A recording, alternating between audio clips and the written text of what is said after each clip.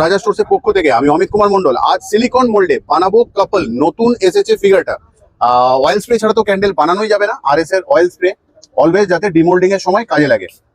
Just এরকম ভাবে দিয়ে দেবো, নিচ অব্দি চলে যাবে। তাও যদি অসুবিধা হয় তো একটু এরকম করে নেবো আমরা।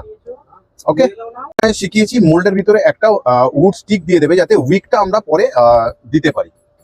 তরল মোমটা আমরা একটা পটে ঢেলে নিলাম যাতে ঢালতে সুবিধা হয় আমাদের। এর অ্যাড করে নিচ্ছি আমরা এসেন্স পরিমাণ মতন, ঢেলে নিচ্ছি তরল ওয়্যাক্স মোল্ডের মধ্যে। পেয়ে যাচ্ছ ওয়্যাক্স আমাদের কাছে, মোল্ড পেয়ে যাচ্ছ, ভ্যারাইটি মোল্ড এসে গেছে।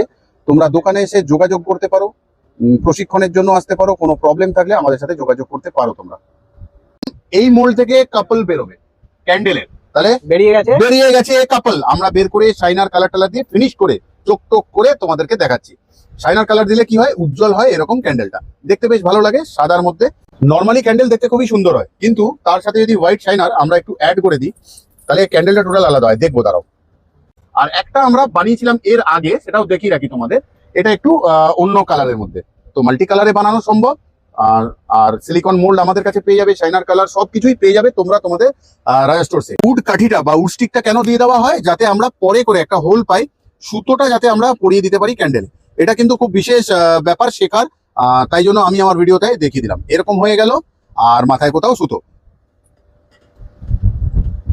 তাহলে আজকের মতন বিদায় নিচ্ছি অনুমতি নিয়ে, কিন্তু আবারও আসবো তোমাদের ভালোবাসা দুনিয়ায়। ততক্ষণের জন্য ভালো থেকো, সুস্থ থেকো সবাই।